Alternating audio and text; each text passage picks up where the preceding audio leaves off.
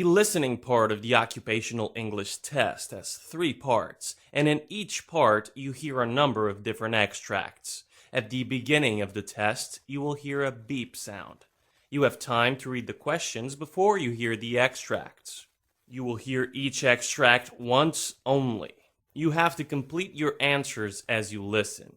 At the end of each test, you will be given 2 minutes to check your answers. Part A. In this part of the test, you hear 2 different extracts. In each extract, a health professional is talking to his patient. For questions 1 to 24, complete the notes with the information you hear. Now, look at the notes for Extract 1. Extract 1. Questions 1 to 12. You hear a doctor talking to a patient called Tainatongo. For questions 1 to 12, complete the following notes with a word or short phrase. You now have 30 seconds to look at the notes.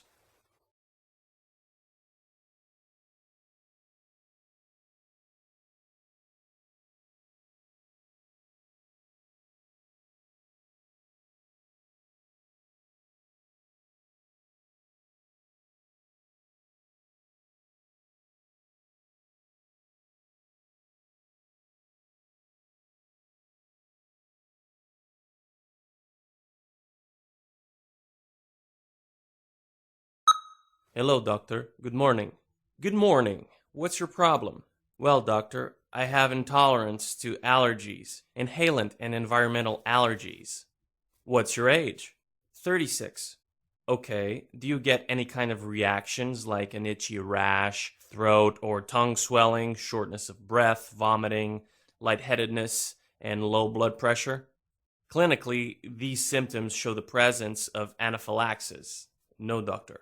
Or else, do you get itchy red welts called angioedema that develop on your skin? No, doctor. Are you taking any medication for allergies? No, doctor. May I know your past medical history? 6 months back, when I was under dialysis due to renal failure, I had an acute event of perioral swelling, etiology uncertain. The diagnosis results showed that the allergic reaction was due to Keflex that was used to treat a cellulitis dialysis shunt infection. What medications are you taking now? I am taking atenolol for controlling my blood pressure, sodium bicarbonate, Lovatsa, and Dialovite. I didn't have any other issues upon my treatment and discharge. That included corticosteroid therapy and antihistamine therapy and monitoring.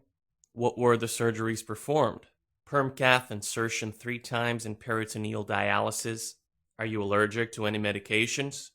Yes, heparin causes thrombocytopenia. Do you drink or smoke? No, doctor. May I know your family history of diseases? My family members have severe heart disease, carcinoma, and food allergies. Well, your test report shows your blood pressure is 128/78, pulse 70, temperature is 97.8, weight is 207 pounds, and height is 5 feet 7 inches. I suspect you have developed acute anaphylaxis. I would suggest you to go for a radioallergosorbent test, a blood test using radioimmunoassay test to investigate specific IgE antibodies to determine the substances the subject is allergic to. I shall recommend further treatment and medications upon the test results. If the test report shows any specific food or inhalant allergen that is found to be quite high on the sensitivity scale, I would likely recommend that you avoid the offending agent. Right now, I would recommend you to stop further usage of cephalosporin antibiotics, which may be the cause of your allergic reaction, and I would consider your case as an allergy. Being on atenolol, it would be very difficult to treat acute anaphylaxis. I am prescribing an EpiPen in the event of acute angioedema or allergic reaction or sensation of impeding allergic reaction, and you have to proceed directly to the emergency room for further evaluation and treatment recommendations after the administration of an EpiPen.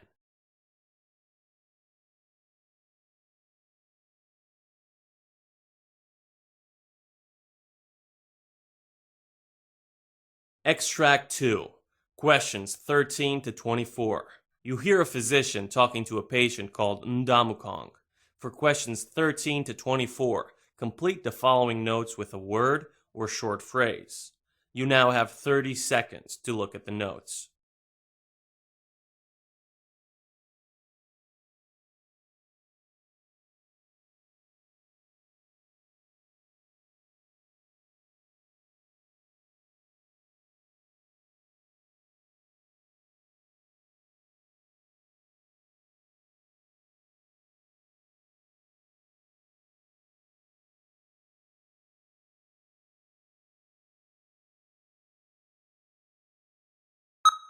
Hello, doctor. Good morning. Good morning. Please be seated. May I know your problem? Well, doctor, I have multiple issues with my teeth due to severe dental disease. I have had many of my teeth removed. Now I have severe tooth pain. Both lower and upper teeth on my left side have been troubling me for the past 3 days. Well, what's your age? 29, doctor. What medications are you taking? I'm taking OxyContin and Vicodin for my knee pain. I need more pain medications because I do not want to use that medicine for my toothache. Are you allergic to any medicine? Yes, penicillin and codeine. Do you drink or smoke? I do not drink, but I do smoke regularly. Well, your test reports show temperature 97.9, blood pressure is 146/83, pulse is 74, respiration 16, oxygen saturation 98% on room air, and interpreted as normal. Mouth and oropharynx shows multiple denture and multiple dental caries. You have tenderness to tooth 12 as well as tooth 21. Your gums are normal. There is no erythema or swelling. There is no purulent or other discharge noted. The floor of your mouth is normal without any abscess, suggestion of Ludwig's syndrome. You have developed odontologia and multiple dental caries. Well, I am prescribing Dilaudid of 4 milligrams intramuscular, and I would suggest you go for a filling. In this treatment, the affected area of the teeth will be drilled, and the decayed substance will be removed, and the empty space will be packed with an appropriate dental filling material. Okay, doctor. Thank you.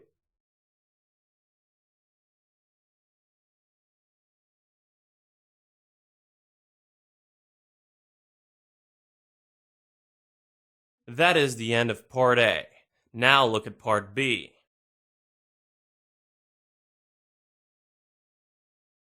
Part B. In this part of the test, you will hear 6 different extracts. In each extract, you'll hear people talking in a different healthcare environment. For questions 25 to 30, choose the answer A, B, or C, which fits best according to what you hear. You will have time to read each question before you listen to the audio. Complete the answers as you listen to the audio. Now look at question 25. You'll hear a discussion between a nurse and a physician explaining about Nipah virus. Now read the question.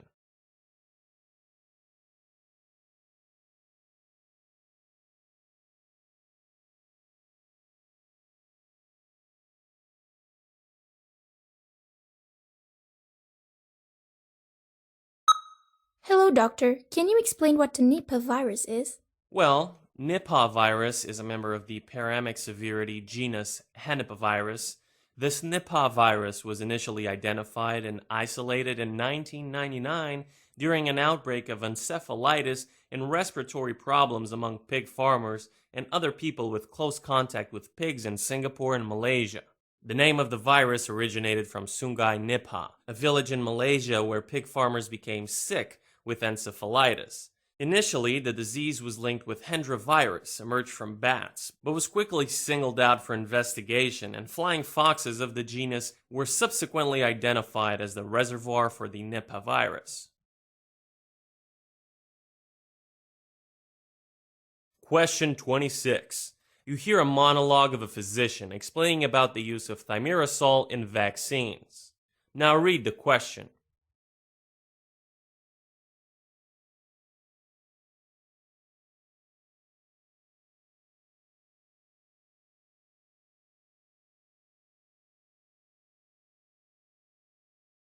Thimerosal is a mercury-based preservative that has been used for many decades in the US in multi-dose vials of medicines and vaccines.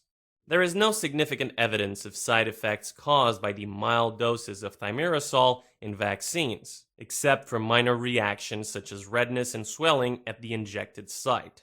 However, during 1999, the Public Health Service agencies, the American Academy of Pediatrics, and vaccine manufacturers agreed to reduce or eliminate thimerosal usage in vaccines as a precautionary measure. Methylmercury is obtained from certain kinds of fish. A high exposure to methylmercury can be toxic to people.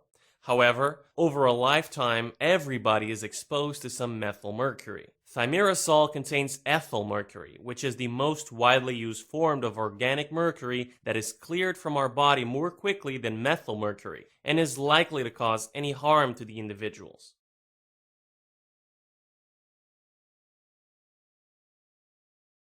Question 27. You hear a discussion between two doctors on adjuvants used in vaccines. Now read the question.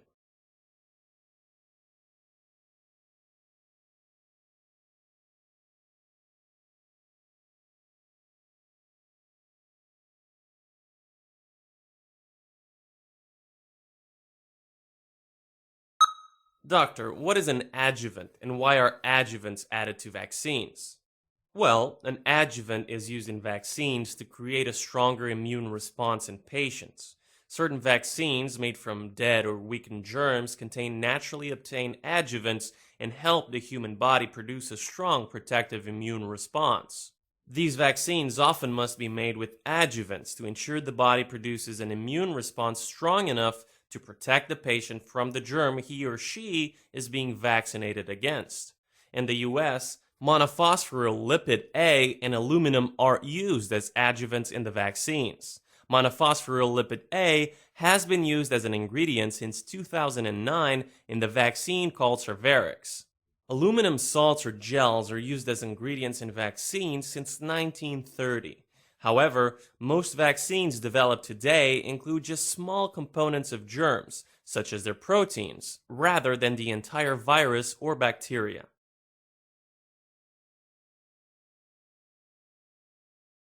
Question 28. You hear a monologue of a physician explaining about typhus fevers. Now read the question.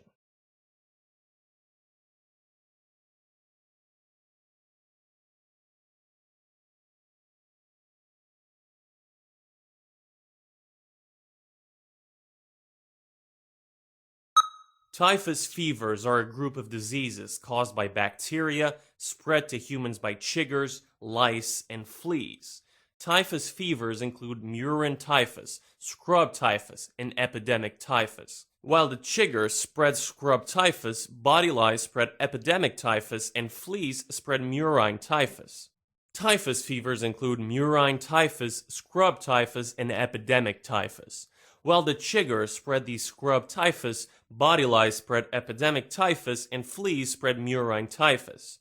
Fever, headaches, and sometimes rash are the most common symptoms of the typhus fevers. Epidemic typhus, also known as louse-borne typhus, is an uncommon disease caused by a bacteria called Rickettsia prowazekii spread through contact with infected body lice. Though epidemic typhus was responsible for millions of deaths during earlier centuries, today it is considered a rare disease. Epidemic typhus is called sylvatic typhus in the US. It occurs very rarely. Scrub typhus or bush typhus is a disease caused by a bacteria called Orienta tsutsugamashi.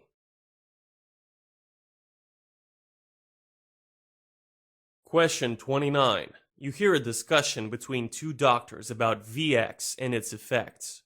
Now read the question.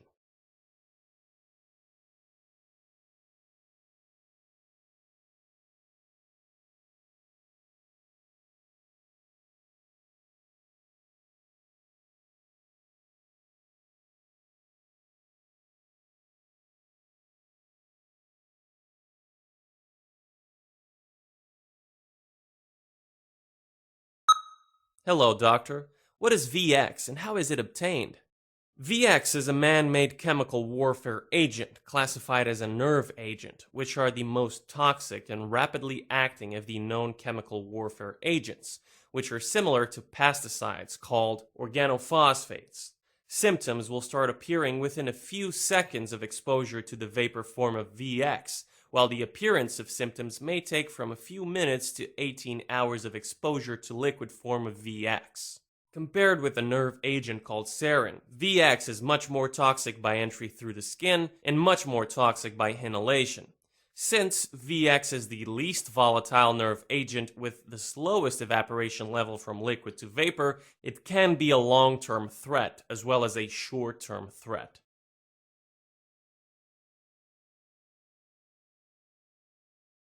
Question 30. You hear a monologue of a doctor briefing about rubella disease. Now read the question.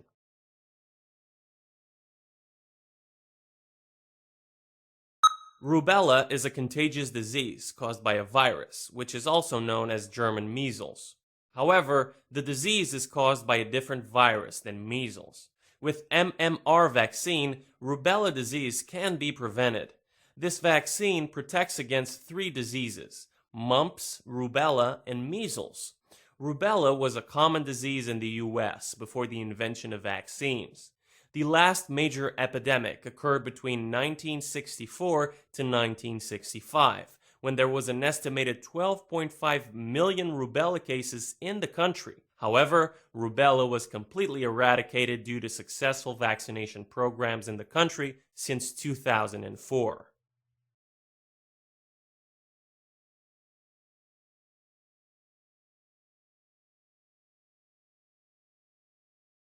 That is the end of Part B. Now look at Part C.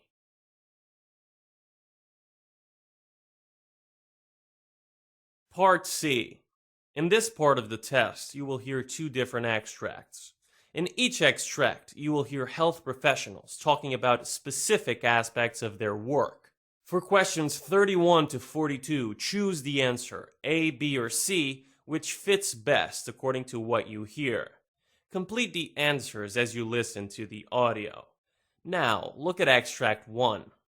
Extract 1, questions 31 to 36. You hear the lecture given by a physician on the topic amyotrophic lateral sclerosis disease. You have 90 seconds to read questions 31 to 36.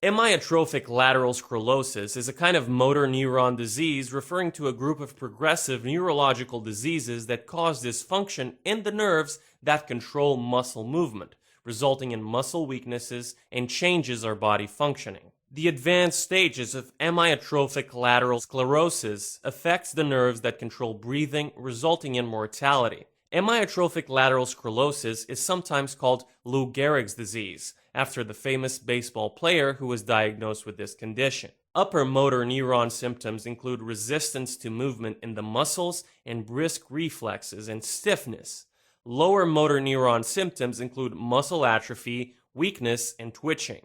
The lifespan of the patients with amyotrophic lateral sclerosis is about 3 to 5 years after the appearance of the symptoms.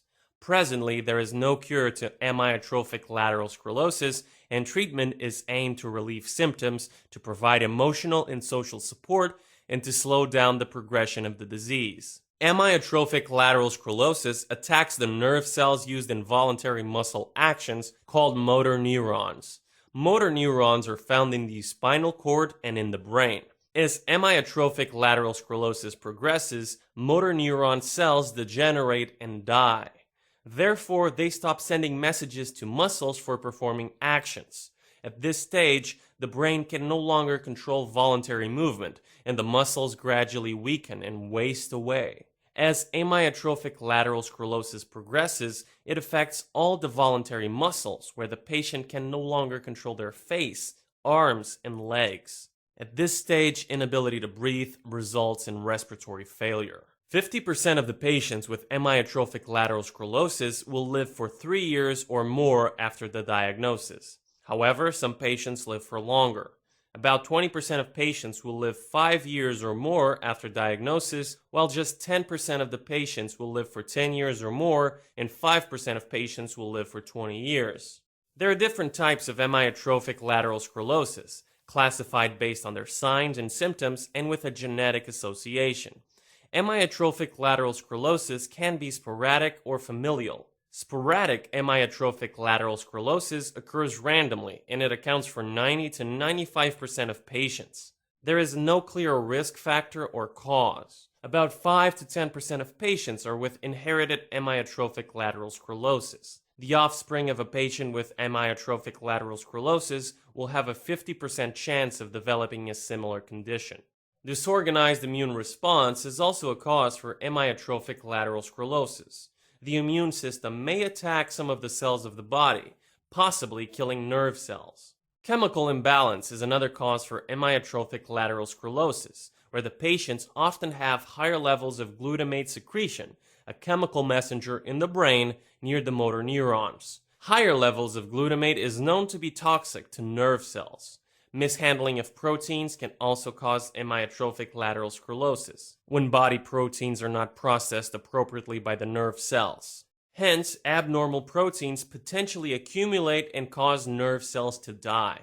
The symptoms of amyotrophic lateral sclerosis usually start appearing in late 50s or early 60s. However, symptoms can appear at other ages as well. Progression of the disease will vary between patients. Common symptoms include difficulty carrying out daily activities including walking, increased clumsiness, weakness in the feet, hands, legs, and ankles, cramping and twitching in the arms, shoulders, or tongue, difficulty maintaining good posture and holding the head up, uncontrolled outbursts of laughing or crying, known as emotional lability, cognitive changes, slurring of speech and difficulty with voice projection, pain, fatigue, problems with saliva and mucus, and difficulty breathing and swallowing in the later stages.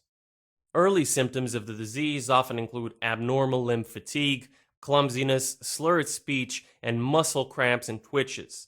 Symptoms will spread all over the body as the disease advances.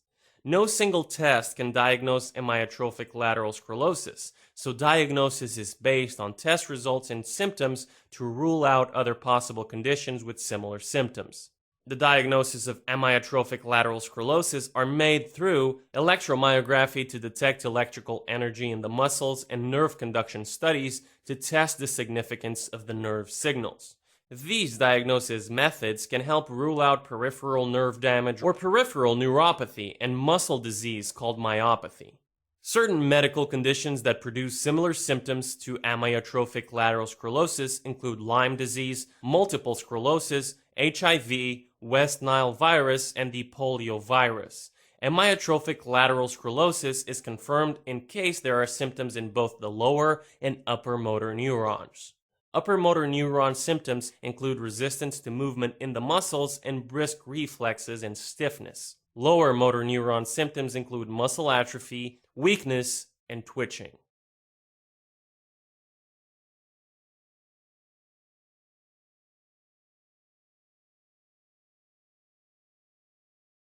Now look at extract 2, questions 37 to 42. You hear the doctor giving a lecture on tests used on biopsy and cytology specimens to diagnose cancer.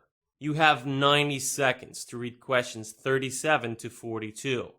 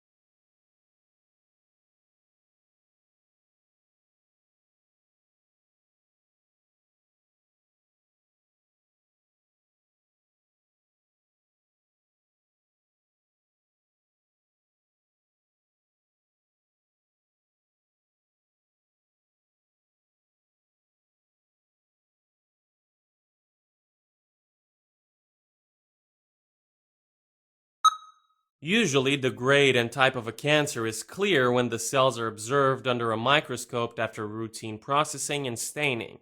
However, this is not always the case. At times, the pathologist requires to use other procedures also to diagnose the cancer. Histochemical stain tests use various chemical dyes that are attracted to certain substances in some types of cancer cells. For instance, the mucicarmine stain is attracted to mucus. Droplets of mucus inside a cell exposed to this stain will look pink-red under a microscope. This stain is useful if the cancer cell is suspected for an adenocarcinoma in a lung biopsy. Adenocarcinomas can produce mucus, so by detecting pink-red spots in lung cancer cells, pathologists will decide if the diagnosis is adenocarcinoma.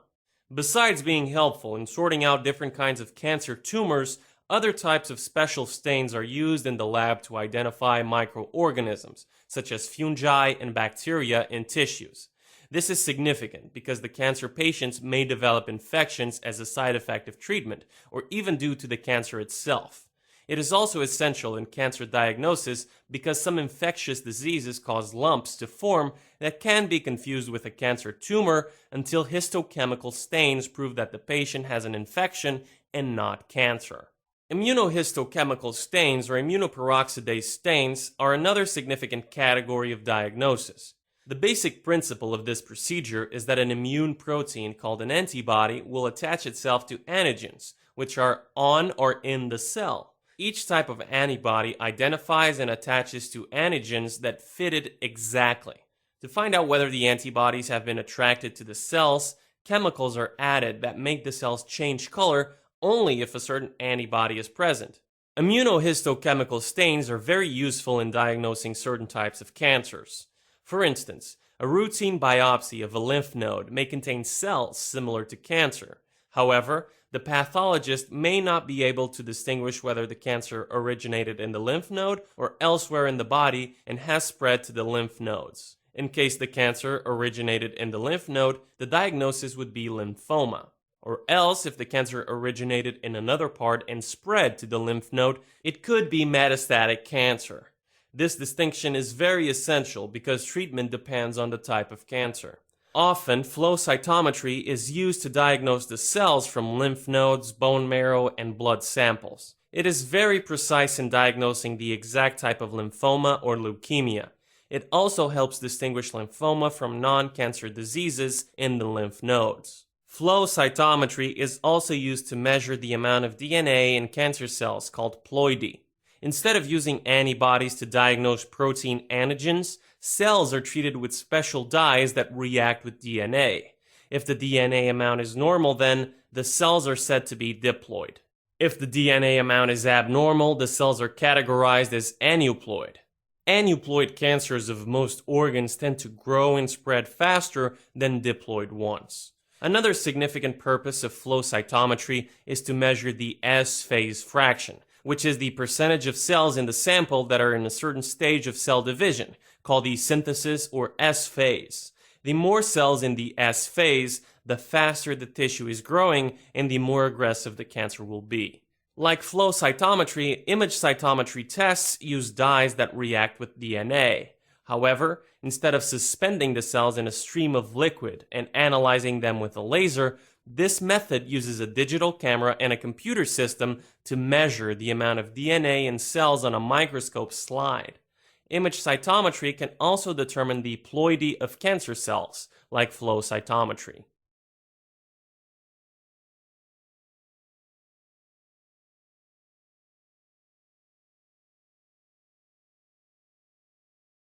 This is the end of Part C.